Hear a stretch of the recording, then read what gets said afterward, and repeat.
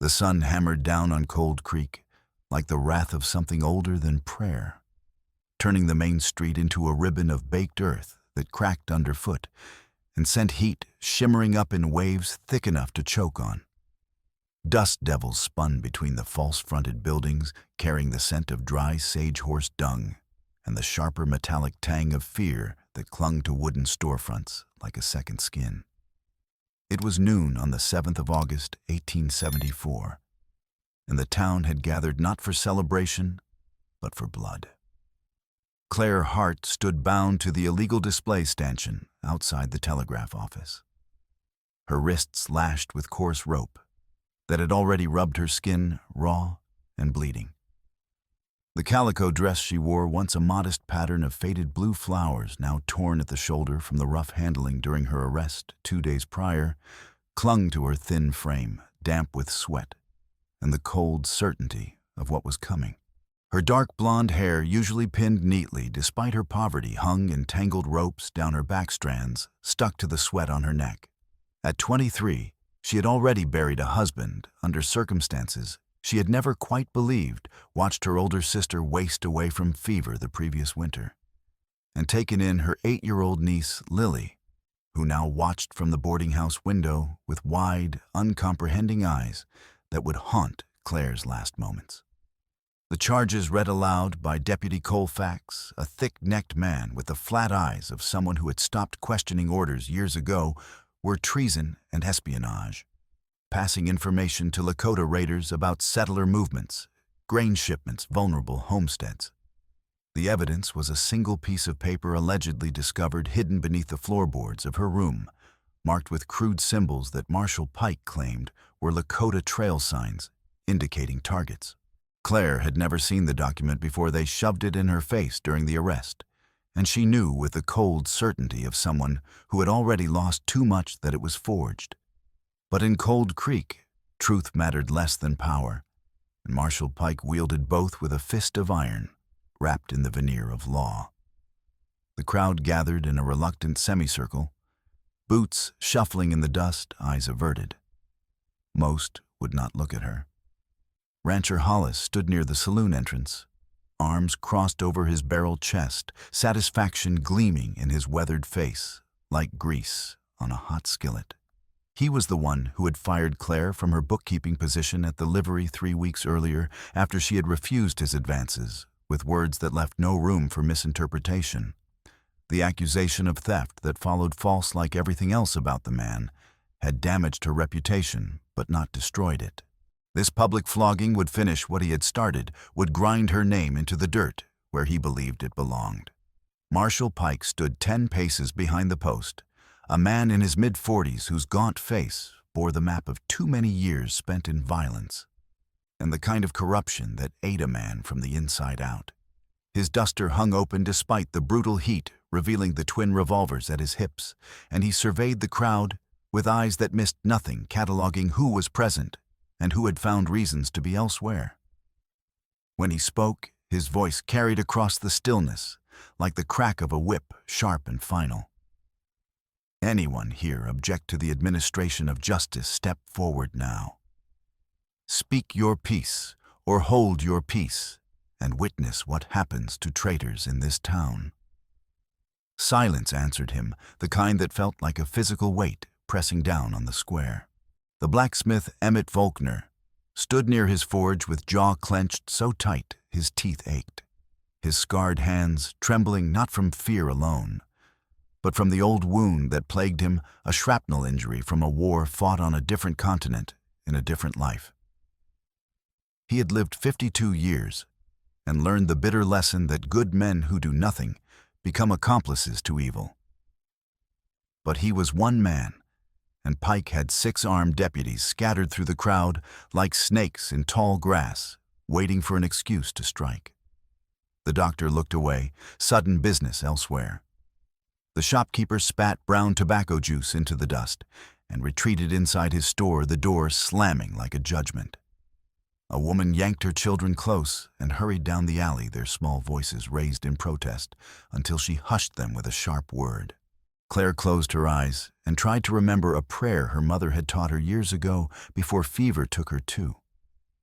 But the words dissolved in the heat and the hammer of her pulse in her ears. Then hoofbeats broke the silence, coming from the east, where the road shimmered with heat. A single rider emerged from the glare, like a figure stepping through a curtain of fire, resolving slowly into clarity. A pinto horse sturdy and well cared for, despite the dust that coated its hide, and astride it, a man who sat with the unconscious balance of someone who had been born in the saddle, and would likely die there. His travel kit was plain, and period a linen duster, a tin cup clipped to the strap, a Colt single-action Army 1873 on his hip, and a Spencer carbine in a scabbard. As he drew closer, details emerged that made the crowd stiffen, and hands drift toward belt guns with the slow inevitability of sunrise. He was Lakota. That much was evident in the buckskin clothing worn smooth by use and weather decorated with quill work that marked him as a man of some standing, and the two long braids bound with strips of red trade cloth that framed a face marked by sun hardship, and a scar that ran from his left temple into his hairline. A knife wound old, but never quite forgotten. Most striking was the war bonnet ceremonial usually kept in his saddlebag. He wore eagle feathers arranged in a traditional fan, each one meticulously maintained, except for one that had been deliberately shortened to half the length of the others, a symbol whose meaning was known only to those who understood such things.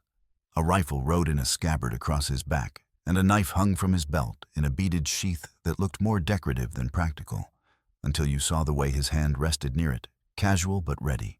Talon was 28 years old, an Oglala Lakota warrior, whose body bore the scars of battles that had taken his younger brother Swifthawk and left him with partial hearing loss in his left ear. A high persistent ringing that never quite faded, a constant reminder of the morning the cavalry had come, with sabers drawn and lies on their lips. He had ridden into Cold Creek 3 days prior, under a fragile trade permit issued by the Indian agent at Fort Laramie, a document that allowed him to purchase flour and tools for his camp, where 50 people lived on the margins of what the treaties promised, but the government refused to deliver. The permit was legal signed and stamped, but legality meant little when men chose to ignore it.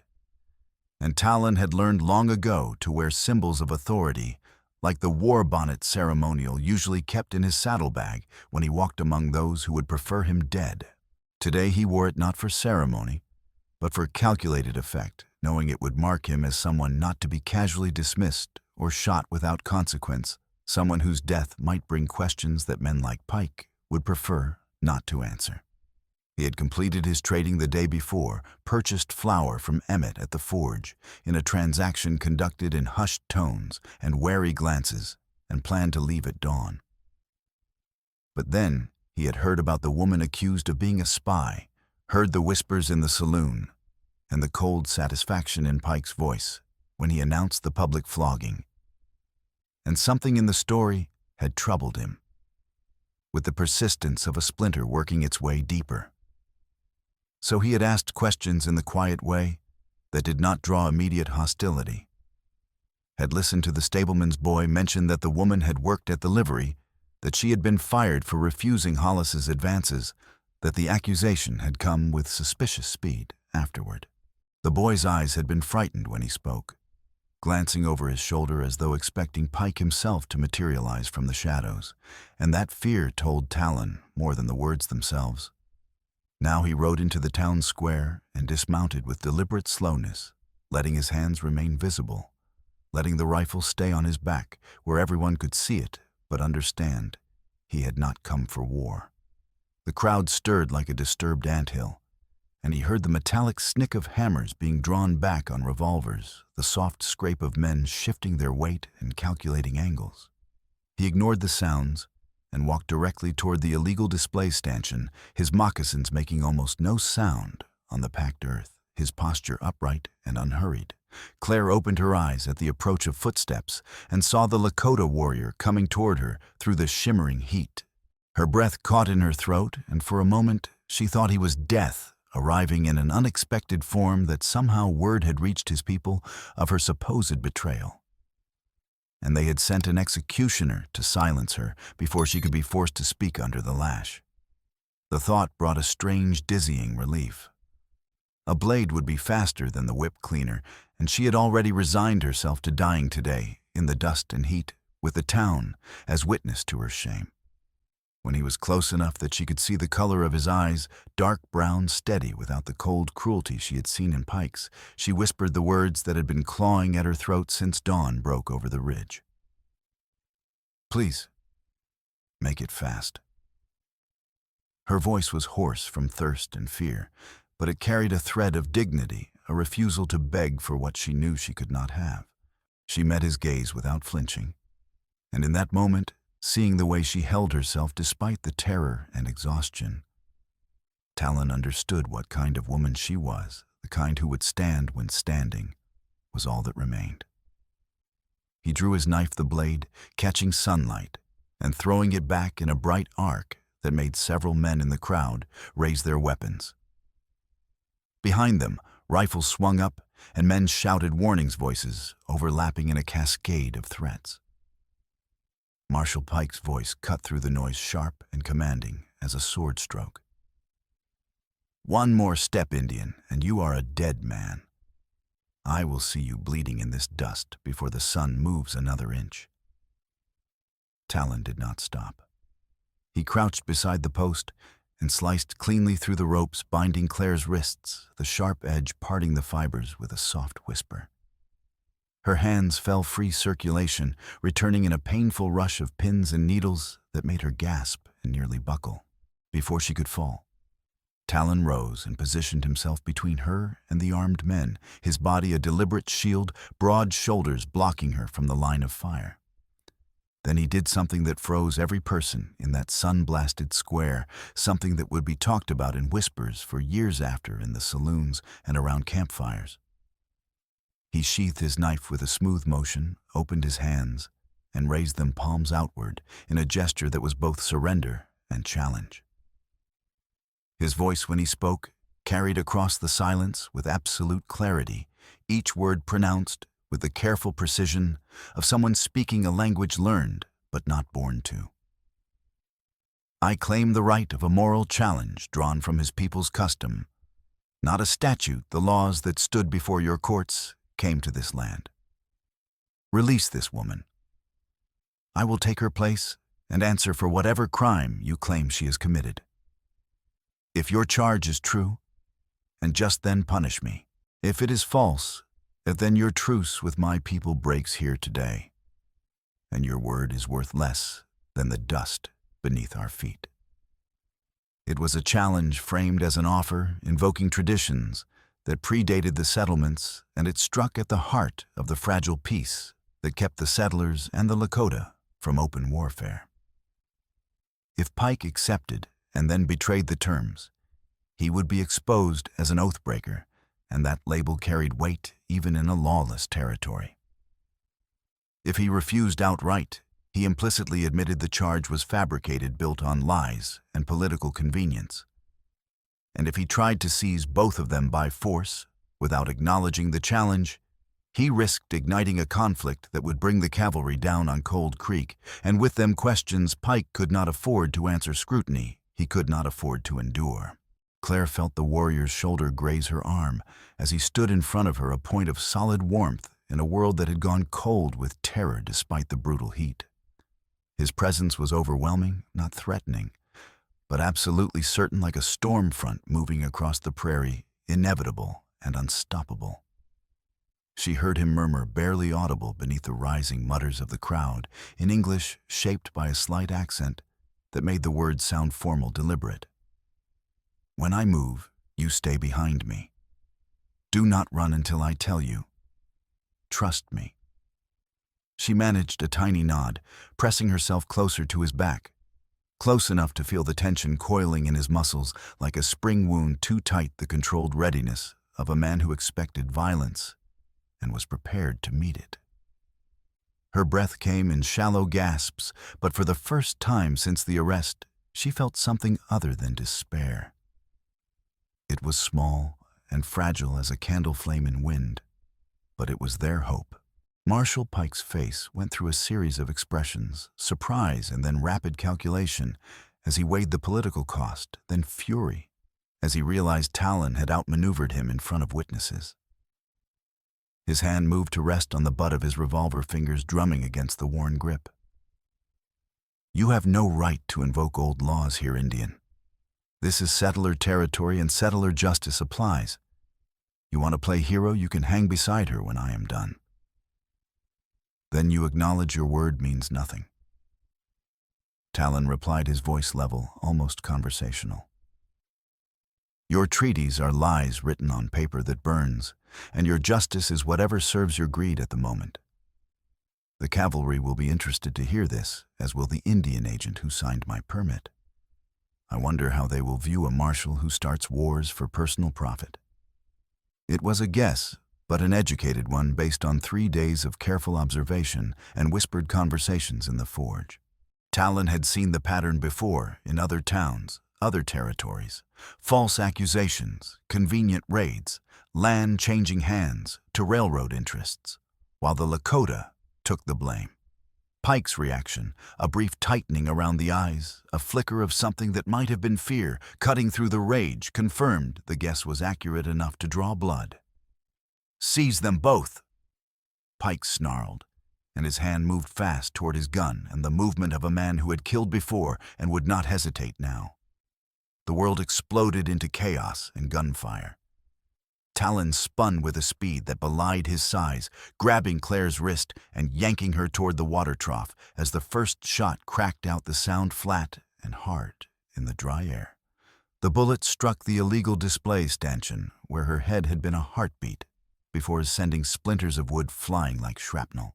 He shoved her down behind the trough, his body covering hers, and she felt the impact as another bullet hit the wood above them and the shock of it traveling through the water and into the metal bands that held the trough together, making it ring like a cracked bell.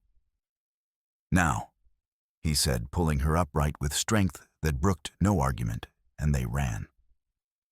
The alley between the telegraph office and the saloon was narrow and choked with refuse. Broken crates, leaking straw, shattered bottles that crunched underfoot a wagon wheel with half its spokes missing. Leaning against the wall, at an angle that suggested it had been there for months. Claire stumbled on her torn skirt, felt the fabric catch on a nail, and would have fallen if Talon's grip on her wrist had not been iron hard, dragging her forward with a strength born of necessity. Behind them, boots pounded, and men shouted, voices overlapping in confusion and anger. A third shot rang out, the bullet ricocheting off the brick, with a sound like an angry hornet close enough that Claire felt the displaced air against her cheek. Her lungs burned, her legs trembled like a newborn colt's. But raw fear drove her onward, overriding the exhaustion and the hunger from 2 days in Pike's jail with nothing but stale water and moldy bread. They burst out of the alley into the space behind the buildings, a wasteland of privies and trash heaps and broken fences, where dogs fought over scraps and nothing grew but weeds. A ranch hand, one of Hollis's men, Claire recognized him vaguely, emerged from a doorway ahead, raising a club studded with nails and blocking their path with a stance that suggested he had done this before. "Stop right there, you—" Talon did not slow, did not hesitate. He released Claire's wrist and hit the man with his shoulder in a controlled collision that had all his weight behind it, driving the ranch, hand backward, into a stack of barrels. The barrels toppled with a thunderous crash, spilling old nails and rusted tools and rotted vegetables across the ground in a cascade of debris. Talon grabbed Claire's hand again, his palm rough and calloused against hers, and hauled her over the mess, his grip unbreakable. "Livery," he said tersely, breathing hard but not winded. "Keep moving. Do not stop." She understood without need for explanation. Horses meant escape, and escape meant life, at least for the next few minutes. Her mind raced ahead, calculating distances through streets she had walked every day for 3 years. The livery was 2 streets over past the forge where Emmett worked. If they could reach it before Pike organized proper pursuit before the men scattered through the alleys could coordinate. Her ankle already weak from standing long hours on the hard wooden floors of the livery during her employment and twisted during the rough handling of her arrest betrayed her. She stumbled hard on a rut in the ground, and pain lanced up her leg like someone had driven a hot spike through the joint. She bit back a cry, knowing that any sound might draw more attention, but Talon felt her falter immediately. Without breaking stride, he looped his arm under hers, taking most of her weight, half carrying her with an efficiency that spoke of battlefield experience of moving wounded comrades under fire. "I have you," he said, and there was something in his voice, calm, absolute, unshakable, that made her believe him, despite the odds stacking against them with every passing second. They rounded the corner near the forge, and Talon risked a glance back. 6 men in pursuit that he could see, with more joining from side streets drawn by the gunfire and the shouting. Pike's voice rose above the others, barking orders to cut off the roads, to get horses saddled and ready to bring them back alive if possible. But dead would serve just as well if they resisted. Emmett Volkner stood at the forge door, hammer in his scarred hand, his face grim beneath the soot and sweat.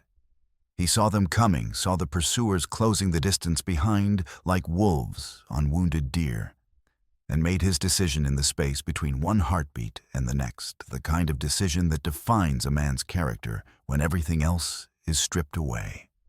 As Deputy Colfax closed in on horseback, moving faster than the men on foot, Emmett stepped out onto the street and hurled his hammer with the precision of a man who had spent decades shaping metal understanding, trajectory, and force and timing. The hammer struck the ground directly in front of the horse's hooves with a thud that sent up a small cloud of dust, and the animal reared screaming in panic. Colfax tumbled from the saddle cursing in a stream of profanity that would have made a preacher weep, and the 2 riders behind him collided in a tangle of horseflesh and flailing limbs, and more cursing. It bought them seconds, precious seconds that meant the difference between capture and escape. Talon and Claire reached the livery where the stableman's boy stood frozen in the entrance, clutching a pitchfork. He clearly did not know how to use his eyes wide with fear, and something that might have been admiration. "Knife." Talon snapped his voice, carrying the weight of command. "Now." The boy fumbled at his belt with shaking hands and tossed over a folding blade with a horn handle. Talon caught it one-handed, his reflexes sharp despite the exertion, and slashed through the tether, holding a saddled roan mare. A decent horse, not the best in the stable, but already equipped, and that was all that mattered. He vaulted onto the horse's back in one fluid motion that made it look effortless, then reached down. Claire grabbed his forearm with both hands, using the momentum he provided to swing up behind him, her movements clumsy but effective. She barely had time to wrap her arms around his waist, feeling the hard muscle beneath the buckskin, before he dug his heels into the horse's flanks, and the animal lunged forward as though shot from a cannon, exploding out of the livery in a spray of dirt and straw and panicked chicken feathers. A bullet grazed the corral rail inches from Claire's head, sending splinters flying and the sharp smell of fresh wood into the air. Talon bent low over the horse's neck, pulling Claire down with him, his arm crossing her body in a gesture that was both practical and protective, shielding her from the bullets that continued to snap through the air around them like angry insects. "Duck your head." He commanded not a suggestion, but an order born of experience, and she flattened herself against his back, her cheek pressed to the warm leather of his buckskin, her arms locked around him in a grip born of terror and trust in equal measure. The horse's hooves drummed a frantic rhythm as they tore down the main street, past the last buildings, where faces appeared in windows and then quickly disappeared, when more shots rang out and out into the open land beyond town, where the prairie stretched empty and vast under the brutal midday sun. Dust billowed behind them in a thick, choking cloud that rose 20 feet into the air, obscuring the view of their pursuers and buying them a few more precious yards of distance. They rode hard for a quarter mile, the horse's breath coming in great, heaving gasps, foam beginning to fleck its neck before Talon guided them into the dry creek bed, a deep cut in the earth where water had once flowed year-round, carving a serpentine path through the landscape, now reduced to a dusty scar, filled with smooth stones and the occasional desperate weed. The walls rose 6 feet on either side, high enough to provide cover from direct fire and obscure them from sight lines. He slowed the horse to a trot, then a walk, letting the animal catch its breath before it collapsed from the exertion while he listened with the focused intensity of a hunter. The shouts were distant now, muffled by the curve of the land, and the way sound behaved strangely in the creek bed, echoing and distorting. They had for the moment escaped immediate capture, but Talon knew it would not last. Pike was methodical, and he would organize a proper hunt with fresh horses and men who knew the terrain. This was a temporary reprieve, nothing more.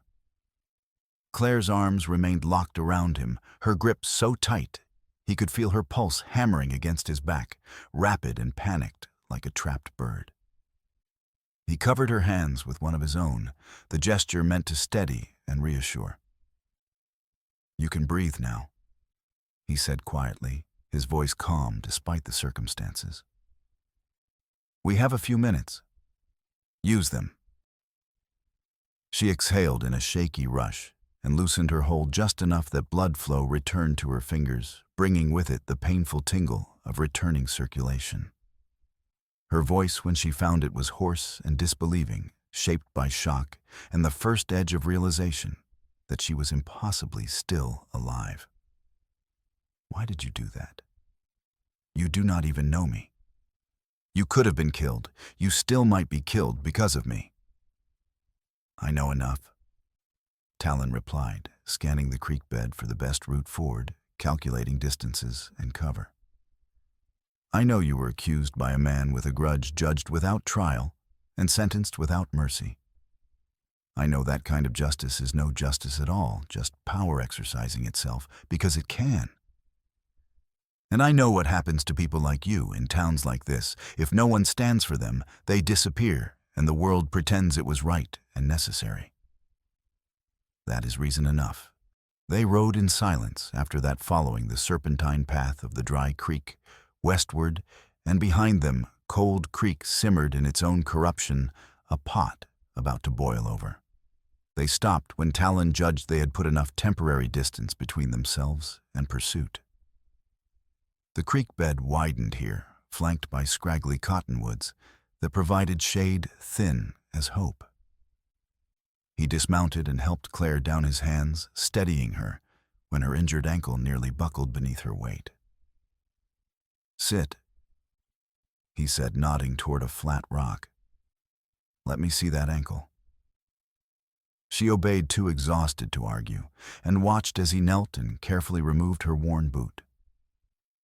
When he peeled back the torn stocking, they both saw the extent of the damage, swollen to nearly twice its normal size, mottled purple-black, with bruising that would only get worse. "Not broken." He assessed his fingers, probing gently along the bone. "But badly sprained. You will not be running on this for days."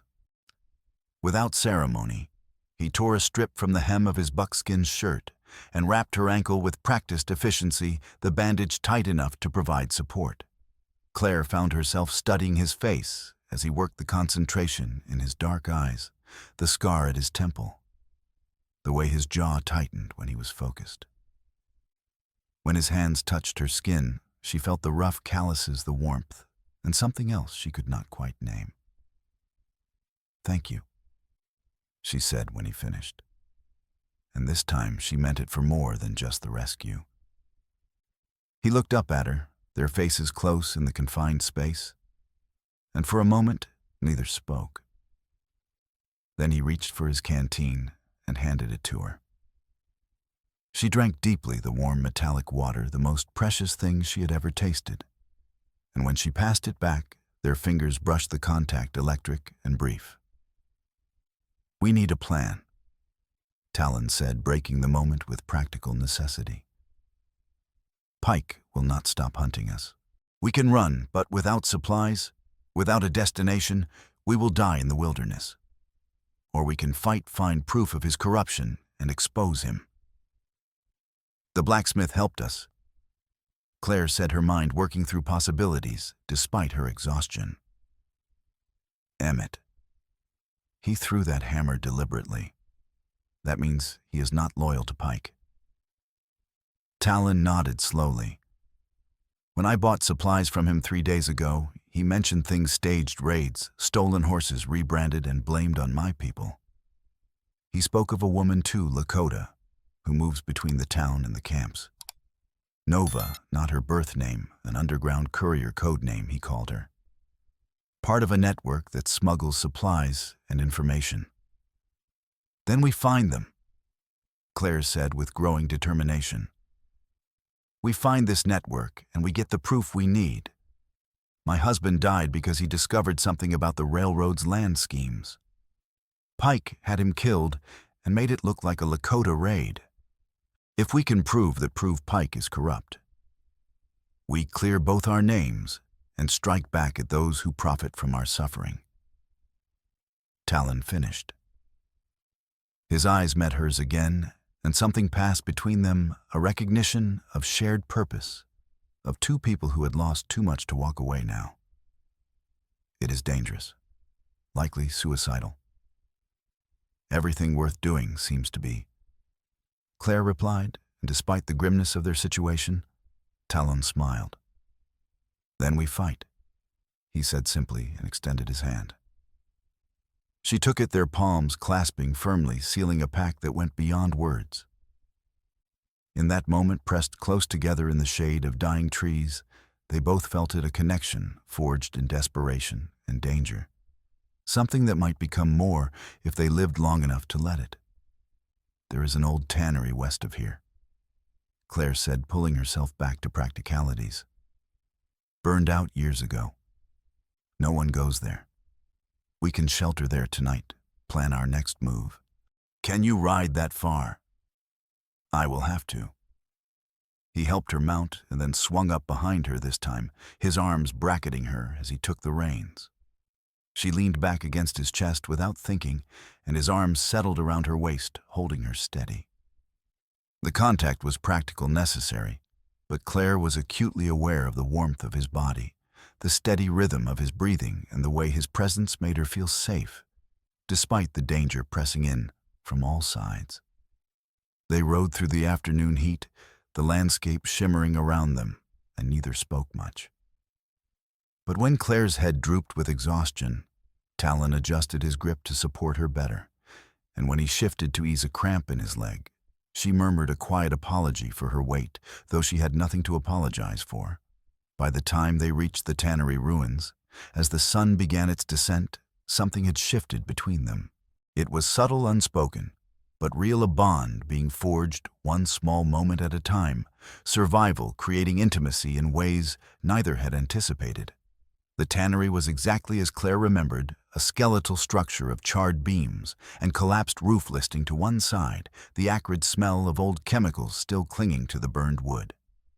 They entered cautiously, Talon, checking for signs of recent occupation, and found it empty, save for dust and memories. We rest here tonight, Talon said, beginning to build a small shielded fire. Tomorrow we make contact with Emmett and Nova. Tomorrow we start fighting back. As darkness fell and they huddled close to the small fire, sharing what little food Talon had in his saddlebag, Claire found herself studying him again. He caught her looking and raised an eyebrow. What? I was just thinking, she said quietly, that this morning I thought I would die alone in the dust. Now I am here with you, and we have a chance. It is strange how quickly everything can change. Strange, Talon agreed, his voice soft in the darkness, but not unwelcome. Their eyes met across the firelight, and for a long moment the world narrowed to just the two of them. Two fugitives who had chosen to stand together against impossible odds. Then Claire shivered as the night cold set in, and without a word, Talon draped his buckskin coat over her shoulders, his hands lingering just a moment longer than necessary on her arms. "Rest," he said. "I will keep watch." But later, when exhaustion finally claimed him and he dozed, sitting up, Claire carefully adjusted the coat around his shoulders too, her fingers gentle against his neck. It was a small gesture, practical and kind, but it spoke of something deeper, a care that was growing between them, fragile and new, but undeniably real. They took turns sleeping, and when dawn came cold and pale, they were ready to begin the dangerous work of striking back at the men who had tried to destroy them. The next day brought new challenges. As they prepared to approach the town's outskirts to make contact with Emmett, they spotted dust on the horizon, riders moving in a search pattern. Talon's eyes narrowed as he studied them from their concealed position among the rocks. "Not Pike's men," he said after a moment. "Different formation. That is Hollis leading them. I recognize his horse." "Hollis?" Claire's voice was tight with anger and fear. Why would he organize his own search party? Because Pike's justice was not personal enough for him, Talon replied grimly. He wants to be the one who finds you, who punishes you for refusing him. Men like that do not forgive perceived slights. They watched as the search party, 6 men on horseback, worked their way through the creek beds, checking every possible hiding spot with methodical determination. Twice the riders came close enough that Talon and Claire had to press themselves flat against the rocks, barely breathing close enough to each other that Claire could feel Talon's heartbeat against her back, where he curved his body protectively over hers. When the riders finally moved on, Talon helped Claire up, but his hand lingered on her waist, steadying her, and she found herself leaning into the contact, into the solid reassurance of his presence. "We need to move," he said quietly, his lips close to her ear. "Now, while they are searching the wrong area." They made their way carefully through the broken terrain, every sound magnified in the stillness, every shadow a potential threat. When they finally reached the edge of town as the sun began to set, they found shelter in an abandoned shed near Emmett's forge and waited for full darkness. "When I was here 3 days ago," Talon said as they waited, his voice low, "Emmett told me about his past.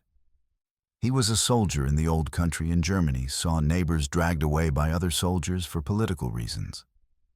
He did nothing then, and it has haunted him ever since. That is why he helps now, why he risks everything to move supplies to fight injustice when he sees it. He said he would not make the same mistake twice.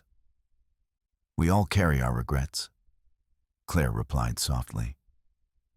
"My husband died because he tried to do the right thing, and I spent a year afraid to follow his example, afraid to ask questions or make trouble. Until Pike forced my hand, I was just surviving, not living. Maybe that is why I am here now to finish what Daniel started."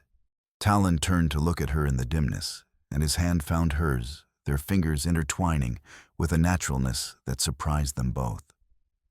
"Then we finish it together," he said.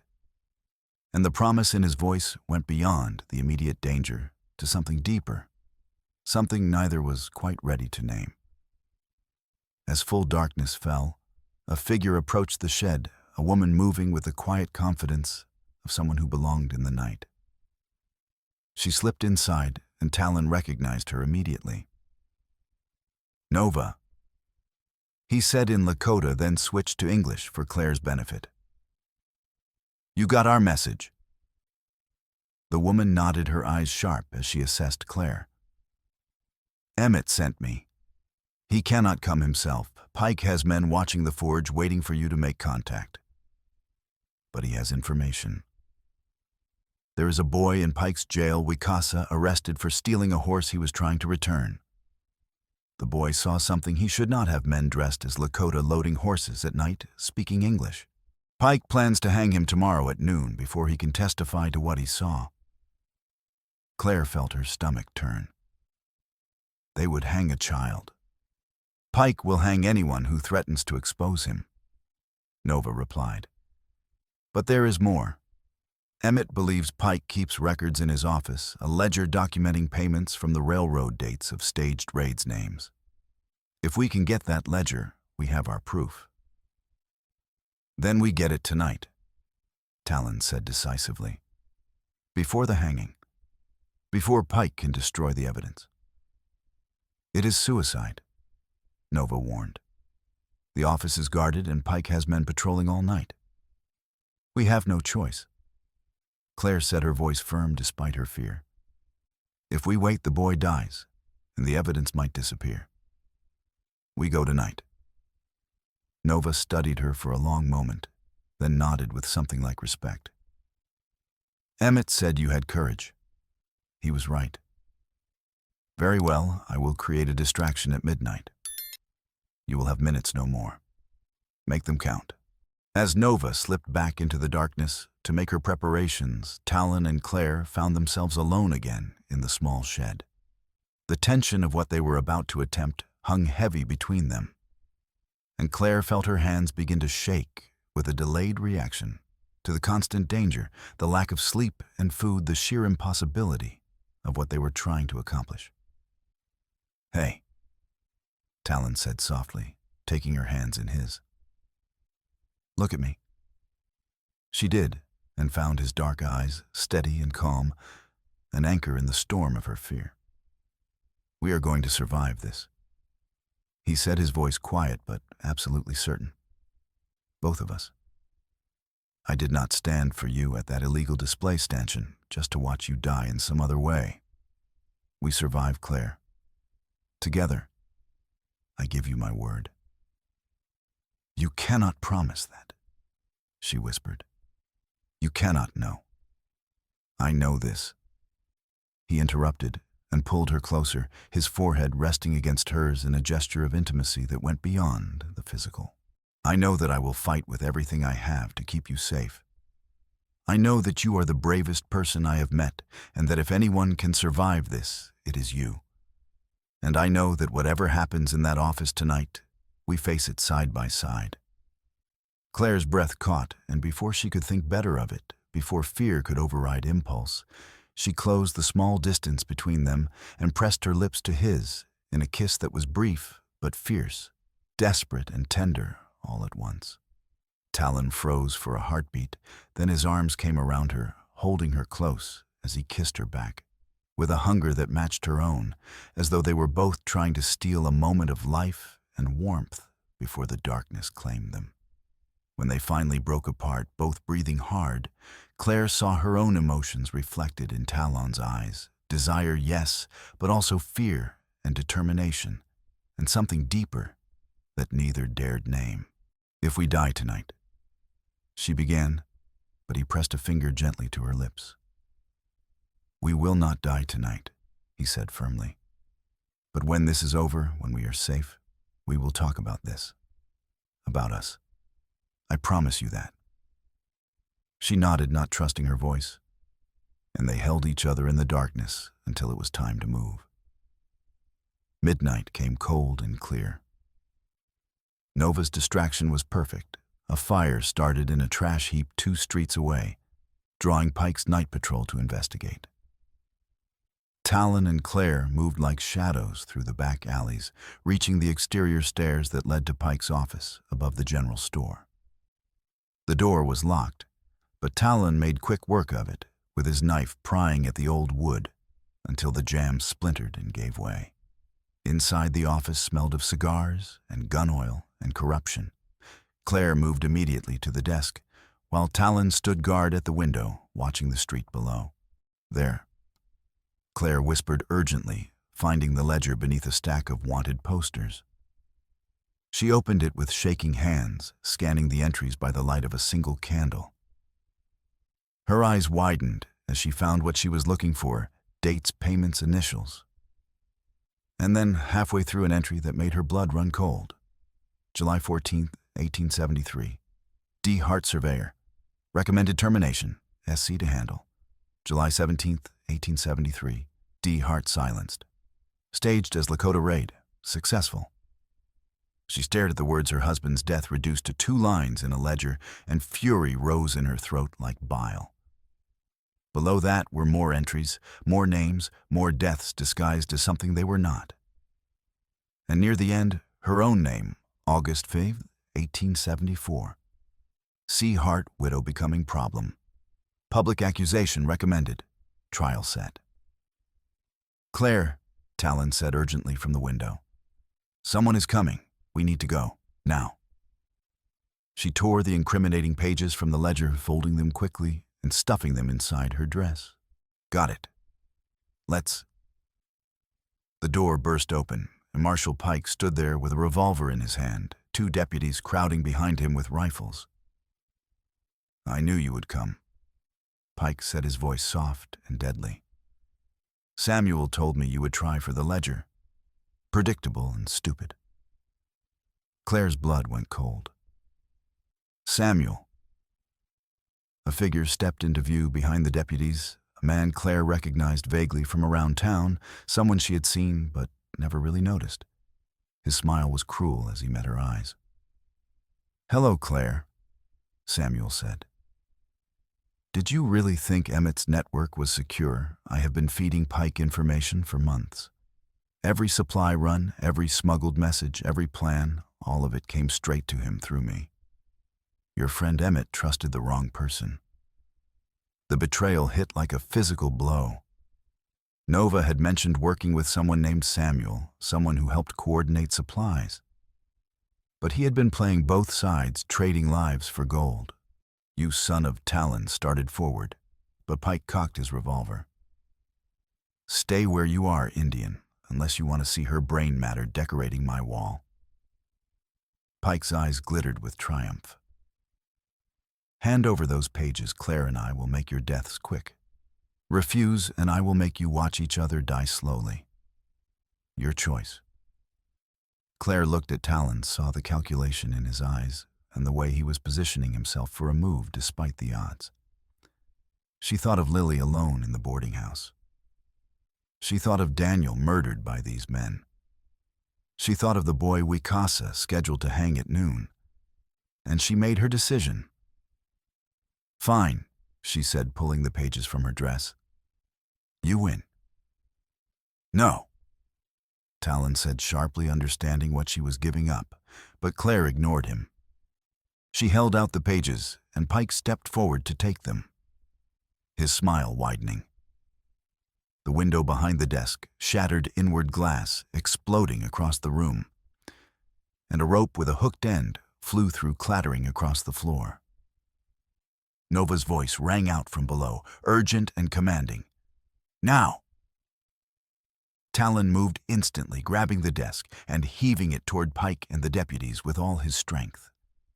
The heavy wood slammed into them, driving them back into the doorway in a tangle of limbs and curses. Claire snatched the pages back from Pike's reaching hand and lunged for the rope, grabbing it with one hand, while Talon grabbed it behind her. "Hold on," Talon shouted, and they jumped through the shattered window as gunfire erupted behind them. The rope swung wild, and they hit the wall of the building below, hard enough to knock the wind from Claire's lungs. But Nova and Emmett were there. Emmett, pale and swaying blood, soaking through a bandage on his shoulder from a wound Claire had not known about, lowering the rope with desperate speed. They hit the ground, running bullets, kicking up dust around their feet, and dove into an alley as more shots rang out. Behind them, Pike's howl of rage echoed through the night, promising death and worse. But they had the proof. They had the evidence that could destroy him. Now they just had to survive long enough to use it. They did not stop running until they reached the forge, where Nova barred the door, and Emmett collapsed against the anvil, his breathing labored.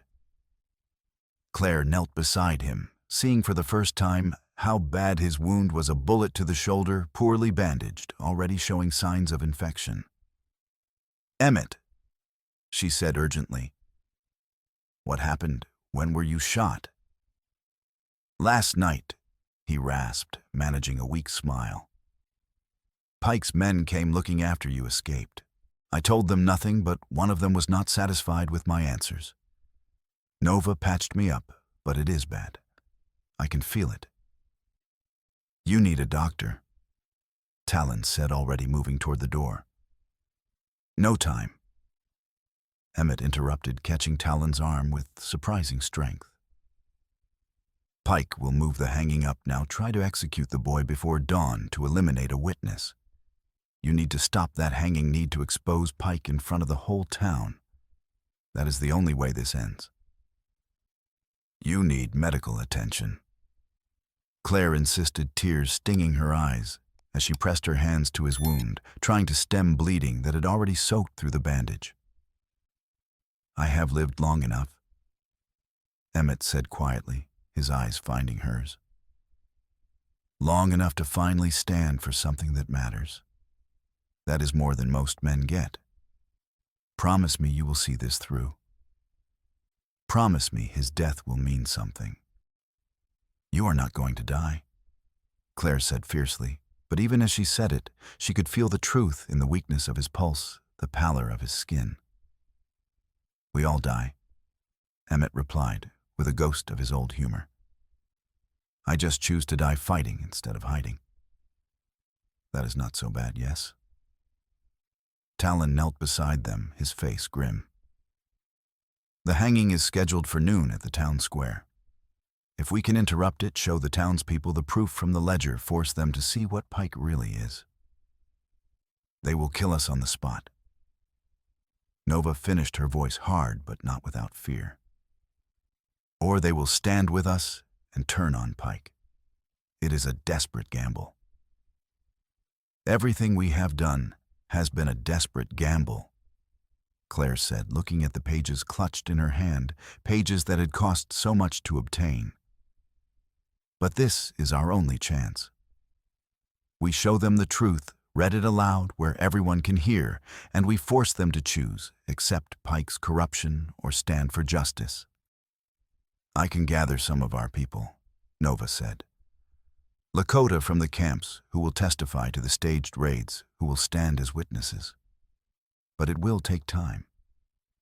We have until noon, Talon said, rising. That gives us hours. We use them. They spent the pre-dawn hours in frantic preparation. Nova slipped out to gather witnesses from the camps, risking capture with every step.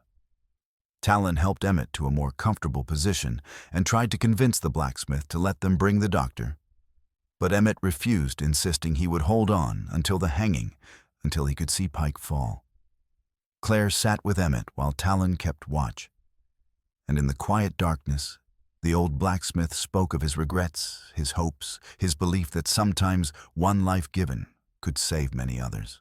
When he pressed a small iron key into her palm, the key to his forge locker where he kept his savings, and the deed to a piece of land he had bought years ago, she tried to refuse.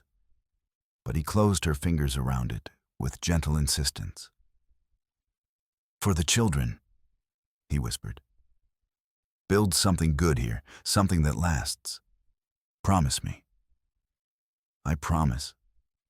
She said, her voice breaking, and held his hand until his breathing steadied into something like sleep. When Talon relieved her at watch, he found her weeping silently, her shoulders shaking with grief and fear and exhaustion. Without a word, he pulled her into his arms, and she buried her face against his chest, letting herself break for just a moment while he held her together. We are going to survive this, he murmured into her hair. And when we do, we are going to build the world Emmett dreamed of, the one your husband died trying to create. I swear it, Claire. I swear it on my brother's memory and on everything I hold sacred. She lifted her face to his, and in the pale light of approaching dawn, she kissed him again, slower this time, tender and fierce all at once. A promise and a prayer. When they broke apart, his thumb traced her cheekbone with infinite gentleness. I was not looking for this, he said quietly. For you. But now that I have found you, I am not letting go. Whatever comes. Whatever comes, she echoed, and they stood together bound by more than just shared danger, now bound by something deeper that would either see them through to the other side or go down with them in flames. As the sun rose over Cold Creek, they prepared for the battle that would decide everything. Noon came with brutal swiftness. The town square filled with people drawn by morbid curiosity and the grim entertainment of a public hanging. The gallows stood stark against the pale sky, a new rope swaying in the breeze, and Marshal Pike stood beside it, with his arms crossed, satisfaction written across his gaunt face. His deputies, minus the two who had been injured in the previous night's confrontation, flanked him with rifles at the ready. Nova appeared at the edge of the crowd, leading a boy of perhaps 12 by the arm. Wakasa looked terrified, his thin face pale, but he walked with his head up, refusing to show the fear that Claire could see trembling through his small frame. Behind Nova, scattered through the crowd, were faces Claire was learning to recognize. Lakota, who had come from the camp settlers who had suffered under Pike's schemes, all of them waiting for the signal. Pike stepped forward, his voice carrying across the square with practiced authority. This boy is a thief and a spy. The sentence is death by hanging. Does anyone here object? Silence. The kind that felt like a held breath, like the moment before a storm breaks. Then a gunshot cracked across the square, and every head turned. Talon stood on the roof of the feed store, rifle in hand, smoke curling from the barrel. Beside him, Claire rose into view, holding the torn ledger pages high above her head like a banner. The boy is innocent. Claire shouted, her voice cutting through the stunned silence with a clarity born of desperation and fury. And Marshal Pike is a liar, a murderer and a thief who has been staging attacks and blaming innocent people to steal land for the railroad. The crowd erupted in confusion voices, overlapping in shock and disbelief. Pike spun toward the roof, his hand dropping to his revolver, his face contorting with rage. His deputies raised their rifles, but before they could fire, a farmer near the front of the crowd pushed forward. "Wait," the man shouted. "Let her speak. Let us hear what she has to say." Others took up the call, curiosity and long-suppressed suspicion overriding fear for just a moment. Pike's face went purple with fury. "She is a traitor and a liar," he snarled. "Seize her, seize them both. I want them dead or in chains, I do not care which." "Then explain this."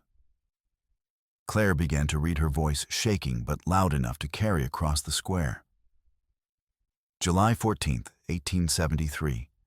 Payment received from railroad for clearing homesteads via staged raids. July 17th, Daniel Hart, surveyor, my husband, silenced for discovering the scheme. Staged as Lakota raid. Gasps rippled through the crowd like a wave. Claire kept reading, her voice growing stronger with each entry. April 2nd, 1874. Henderson homestead burned, family blamed Lakota. Payment $200 from railroad foreman Cord. May 19th, stolen horses rebranded and planted at settler homesteads. 6 Lakota killed in retaliation for thefts they did not commit. The crowd's murmur grew louder, rising in volume and anger. Some people pushed forward, demanding to see the pages. Others turned on Pike, shouting accusations. A woman whose husband had died in a supposed raid began to weep, and the sound was terrible in its rawness. "She forged those." Pike shouted, desperation creeping into his voice now. "She is lying, trying to save herself." "Then explain this entry." Claire shot back, her voice ringing with anger. August 5th, 1874. Claire Hart, widow, asking too many questions. Public accusation of espionage recommended to discredit and eliminate. That is me, Marshal Pike. That is you planning my murder. A roar went up from the crowd, and Pike took a step back, his hand moving to his gun. But before he could draw, Wakasa's young voice cut through the chaos. "He is lying."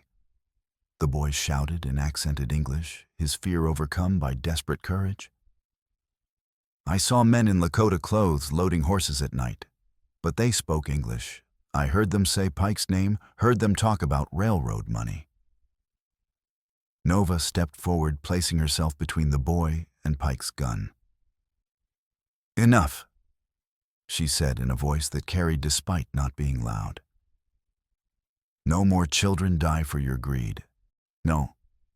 Pike's eyes flicked between the crowd and the witnesses, the ledger pages, and saw his empire crumbling.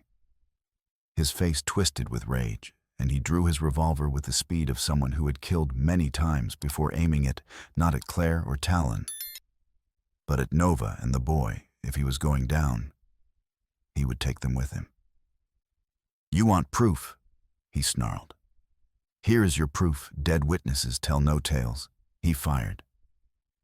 Emmett staggered into the square from behind the gallows, his shirt soaked with blood, his face gray as ash. He had dragged himself from the forge, had used the last of his strength to be present for this moment. The bullet Pike had fired at Nova struck him instead, as he threw himself in front of her, the impact spinning him around and dropping him to his knees. "Emmett!" Claire screamed from the roof, and Talon had to grab her arm to keep her from jumping in her desperation to reach him. The old blacksmith raised his head, found Pike in the crowd, and spoke in a voice that somehow carried despite the blood in his lungs. "I saw the ledger. Saw you pay Samuel Cord to kill Claire's husband. Saw you stage the raids. I was there. Saw everything." "Liar," Pike hissed, advancing with his gun raised. "You are a dying old fool who is telling the truth," a new voice interrupted, and Samuel pushed through the crowd, his face pale, but his voice steady. "Pike paid me to betray the network to feed him information, but he also paid me to kill Daniel Hart a year ago. Made it look like a Lakota raid. I did it. I am guilty. But so is he." The square went utterly silent. Samuel's confession, whether born of guilt or some other motivation, was the final piece, the undeniable proof that even Pike's supporters could not explain away. Pike's face went from purple to white to something inhuman. He raised his gun toward Samuel, toward Claire, toward anyone he could reach.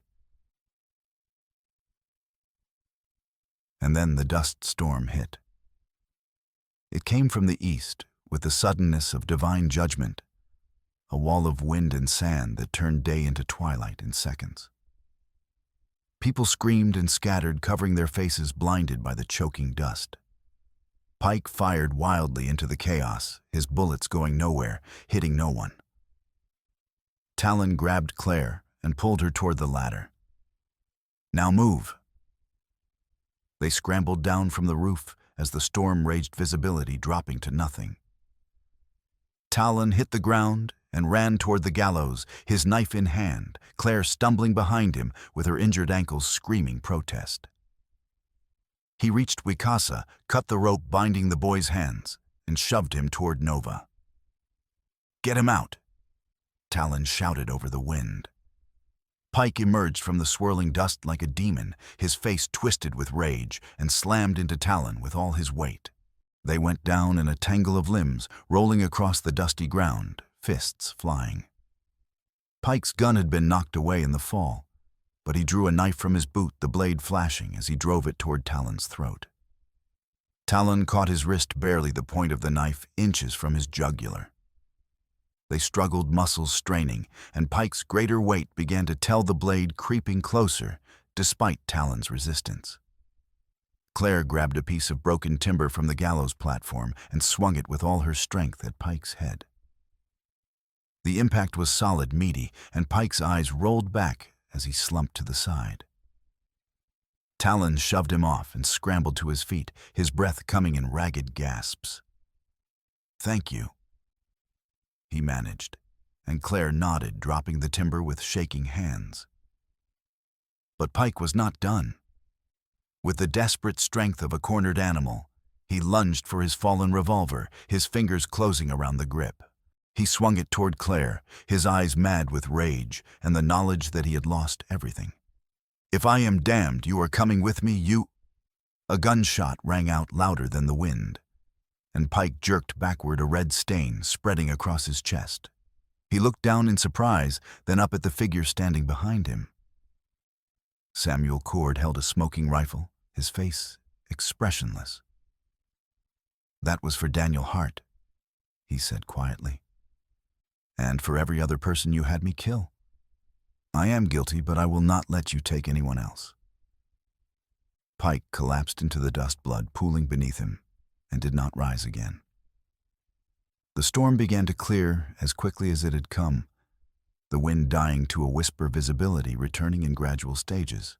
The square came back into view, revealing a scene of chaos, people coughing and dusting themselves off, deputies disarmed by angry farmers, the gallows standing empty with its severed rope dangling like a broken promise. And at the center of it all, Emmett Volkner lay in Nova's arms, his breathing shallow and wet with blood. Claire stumbled to his side, fell to her knees beside him, her hands hovering uselessly over his wound. "Emmett, please hold on. We won. We beat him. You need to hold on." The old blacksmith's eyes found hers, and he managed to smile. Did we win?" "Yes," Claire said through her tears. "Yes, you did. You won." "Good," Emmett whispered. His eyes shifted to Talon, who had knelt on his other side.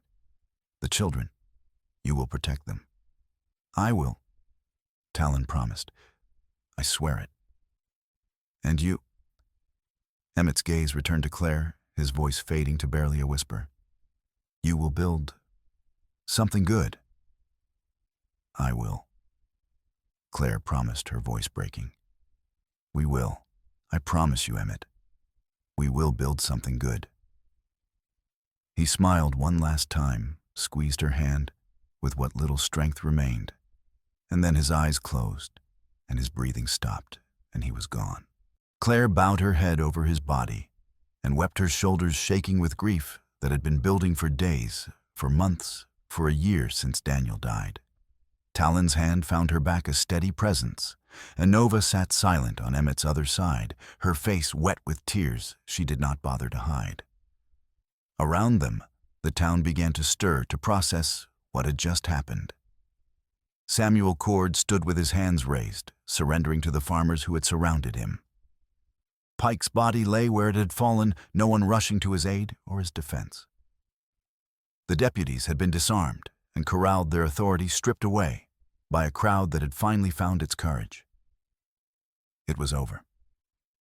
The truth was out, undeniable, and witnessed by dozens. Pike was dead, his scheme exposed, and Cold Creek, for better or worse, would never be the same. The hours that followed blurred together in Claire's memory. A rider was dispatched to the territorial capital to fetch a circuit judge and federal marshals. Pike's body was removed from the square with little ceremony. Samuel Cord was placed under guard, his confession written down, and witnessed his fate to be decided by proper legal authorities rather than mob justice. The doctor, the same one who had looked away at the illegal display stanchion, came to examine Emmett's body and signed the death certificate with hands that shook with either guilt or grief.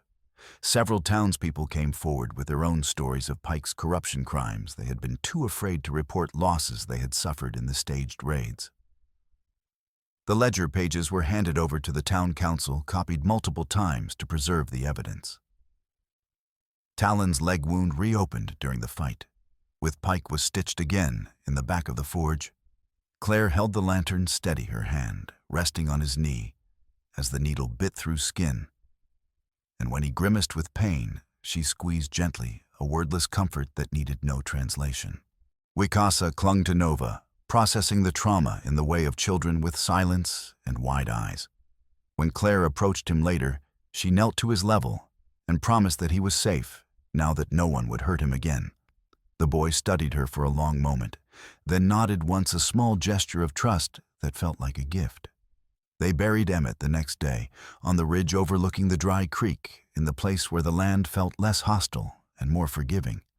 Talon removed his war bonnet, ceremonial usually kept in his saddlebag, and placed the shortened feather on the grave, a marker of respect, a bridge between his brother's sacrifice and the blacksmith's courage. Claire and Nova stood on either side, their hands linked, and spoke words that tried and failed to capture the measure of what Emmett had given. He sought wholeness, Nova said quietly when the earth had been mounded over the grave. For himself, for all of us.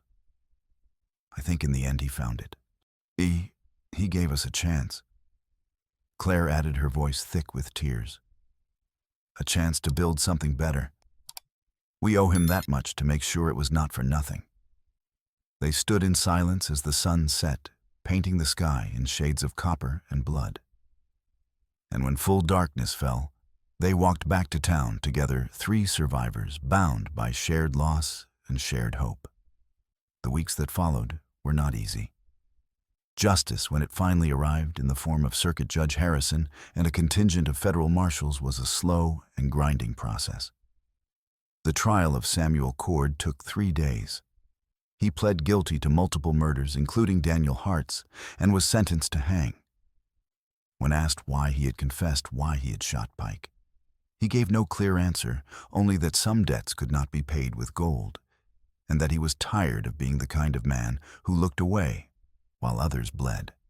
He was executed on a cold morning in September, and Claire was not there to watch. She had said her goodbyes to the ghost of her husband in her own way. And seeing Samuel hang would not bring Daniel back or ease the grief that still woke her in the dark hours before dawn. The railroad's involvement proved harder to prosecute. The foreman Cord's contact had fled west and disappeared into the mining territories. The railroad's lawyers claimed no knowledge of Pike's actions, called him a rogue agent who had acted without authorization.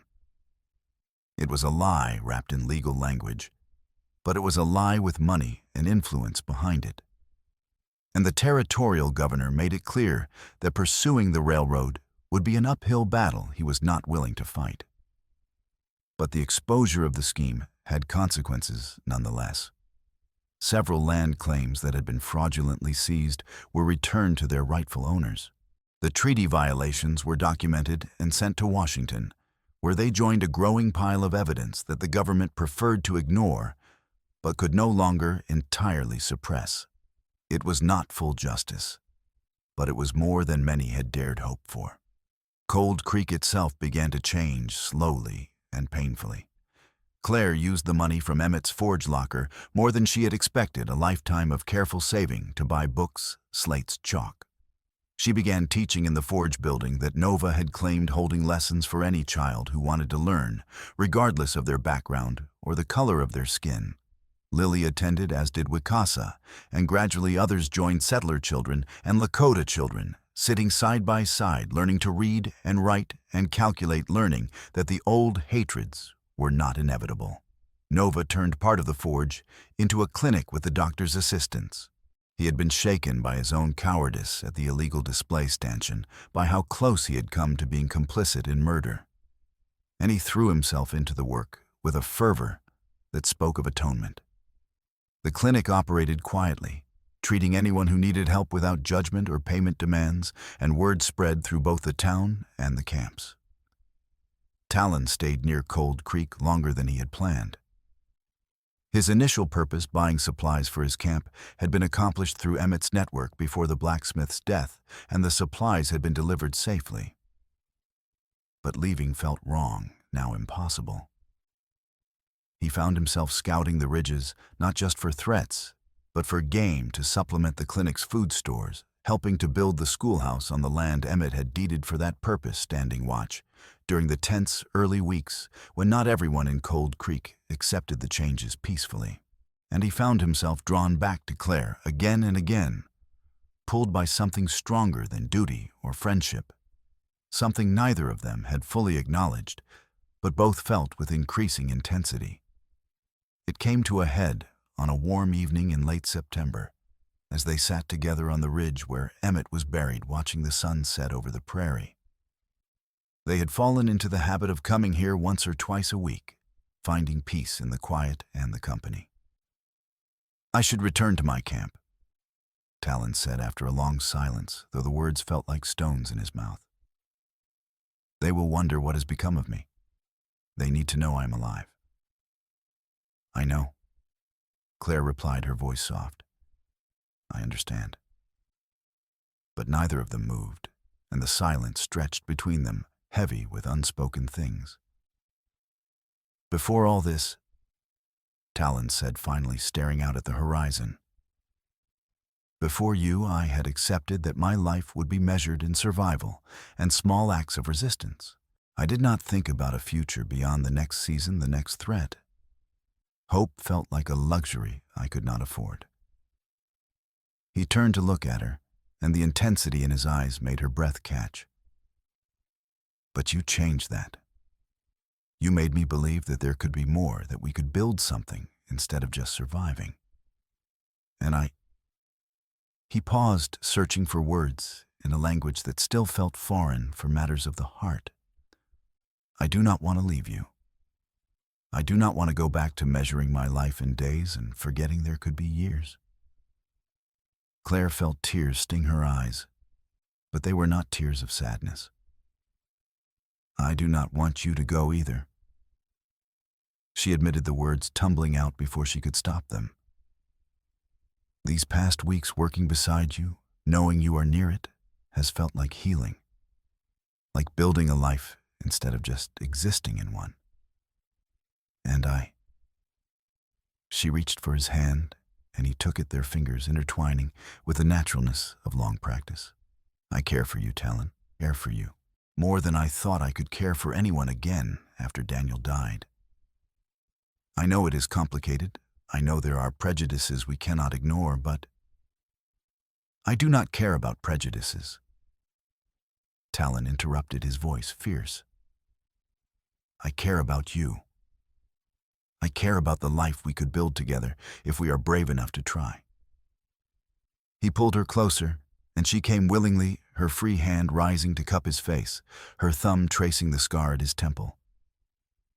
Then let us try, she whispered. Let us be brave. He kissed her, then properly this time, not in the desperate rush of danger, but with the slow tenderness of two people choosing each other deliberately, fully, with open eyes and open hearts. When they finally broke apart, both were smiling despite the tears on Claire's cheeks. We cannot marry, Claire said practically, even as she remained in his arms. Not openly. The law does not allow it, and the town, even changed as it is, would not accept it.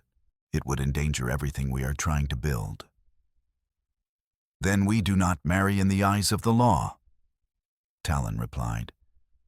We make our own promises in the old way.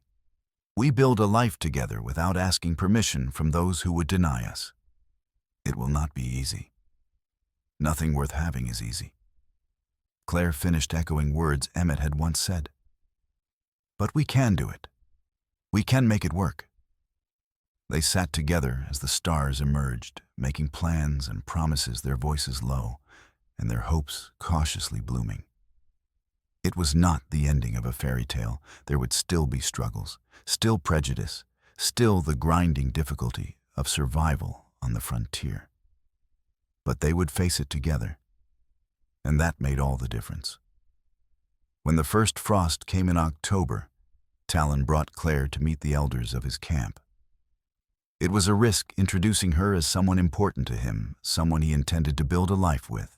The elders listened to his story, to hers, and to his promise that their union would help bridge the divide between their peoples. After long deliberation, they gave their blessing with the understanding that Talon's first duty remained to his people, and that Claire must prove herself through actions, not just words. Claire accepted this with grace and determination, and over the following months she worked to earn that acceptance. She taught Lakota children alongside settler children, treating them with the same care and attention. She learned basic Lakota phrases from Nova, stumbling over the pronunciation, but persistent in her efforts. She shared what little she had when the camps faced shortages, and she stood publicly with Talon, when threats arose, refusing to hide their connection, even when it brought disapproval. Gradually, grudgingly, acceptance grew. Not universal, there were those on both sides who would never approve, who saw their relationship as betrayal or pollution. But enough. Enough to build on, enough to survive. They did not live together openly. That would have been too much for the town to accept. But Talon built a small cabin on the edge of the land where the schoolhouse stood, and Claire visited often enough that everyone knew, even if they pretended not to notice. It was a compromise, a careful dance around prejudice and law, but it allowed them to build something real. In November, Nova presented them with a gift, a piece of beadwork that Emmett had been working on before his death, teaching himself the traditional patterns with Nova's guidance. It was a rosette designed to complete Talon's war bonnet ceremonial, usually kept in his saddlebag, incorporating both Lakota symbols and German-style metalwork in a fusion that represented everything Emmett had believed about bridging divides. He wanted to finish it, Nova explained as she showed them the half-completed piece. He said it would represent wholeness, bringing together what was broken, honoring both loss and hope. I completed it for him, following his design. Talon held the beadwork with hands that trembled slightly, seeing in the delicate work the evidence of Emmett's friendship and faith. "It is beautiful," he said quietly. "It honors him." On a cold morning in December, Claire helped Talon attach the completed rosette to his war bonnet, ceremonial usually kept in his saddlebag, her fingers careful as she secured it beside the shortened feather that represented Swift Hawk. When she finished, their hands met over the bonnet, clasping in a hold weighted with everything they had survived and everything they were building together. "If you need me," she said, her breath misting in the cold air, "I will be here." "I know," he replied, his thumb brushing over her knuckles. "When I ride back from the ridges, you will be the reason I return." It was not poetry, but it was truth, and truth was what they had built their bond on from the beginning. Talon rode out to scout the northern territories, the war bonnet ceremonial usually kept in his saddlebag, with its shortened feather and completed rosette catching the weak winter sunlight. Claire watched until he disappeared over the rise, then turned back toward the schoolhouse where children's voices could already be heard reciting their letters. There was work to do, always work in a place like Cold Creek. But for the first time in longer than she could remember, the work felt like building rather than merely surviving. She had promised Emmett they would create something good, something that lasted. She had promised Talon they would be brave enough to try. She intended to keep both promises. Winter passed hard and cold, as winters always were on the high plains. But the clinic stayed open, and the school kept running, and the fragile alliance between town and camp held through the long months of snow and ice. There were setbacks, a settler family that moved away, rather than let their children learn alongside Lakota children, a rancher who tried to stir up trouble over grazing rights until the town council shut him down. With the weight of Emmett's ledger still fresh in their minds. But there were victories too. A Lakota elder who brought his grandchildren to Claire's school, saying education was survival in the new world, and they needed to understand both worlds to navigate them. A doctor who delivered a baby in the camp and refused payment, saying it was what Emmett would have done. Small moments that added up to something larger, something that felt like hope. When spring came and the creek ran with snowmelt for the first time in 3 years, someone planted wildflowers on Emmett's grave. Blue asters and prairie roses, tough enough to survive in harsh soil. No one claimed responsibility, but Claire suspected Nova. And when she asked, the woman simply smiled and said Emmett would have appreciated beauty growing from his sacrifice. Talon returned from the ridges in April, with news that his camp had survived the winter without major losses, that the supplies and the connection to the town's network had made the difference between survival and tragedy. He stayed through the summer, helping to expand the schoolhouse as enrollment grew, teaching the older children traditional skills, tracking, identifying edible plants, reading the weather and the land. He and Claire did not hide their relationship anymore, though they remained unmarried in the legal sense. They moved through the community together, partners in the work of building something new. Some people disapproved, some people whispered, but increasingly, people simply accepted it as part of the new reality of Cold Creek, a place where the old rules were being rewritten, one careful compromise at a time. On a warm evening in June, as the sun set and the first stars appeared, Talon and Claire returned to the ridge where Emmett was buried. It had become their place, a spot where they could speak freely, without worry of judgment or interference. "Do you ever regret it?" Claire asked as they sat side by side watching the light fade from the sky. "Standing for me that day, everything that came after." Talon considered the question seriously as he considered everything. "I regret the deaths," he said finally. "Emmett's most of all. I regret the pain and the fear and the knowledge of how close we came to failing. But regret standing for you. Regret choosing to fight, no, never. You were right when you said some things are worth fighting for. You are worth fighting for." This he gestured at the town below, at the school and clinic, and all they represented is worth fighting for. Emmett knew that. So did your husband. So do we. Claire leaned her head against his shoulder, a gesture that had become natural between them, comfortable and right. "I think we did it," she said softly. "I think we built something good. Something that will last." "We did." Talon agreed, his arm coming around her shoulders to pull her close. "And we will keep building. Together." They sat in the gathering darkness, two people who had chosen each other against all odds and all expectations, who had survived violence and corruption and loss to create something new. It was not a perfect world they had built. Cold Creek remained harsh, and prejudice did not disappear overnight. And there would be more struggles ahead, but it was better than what had been before. It was built on truth instead of lies, on courage instead of fear, on the belief that people could choose justice over convenience if given the chance, and that they both agreed was enough. It was more than enough.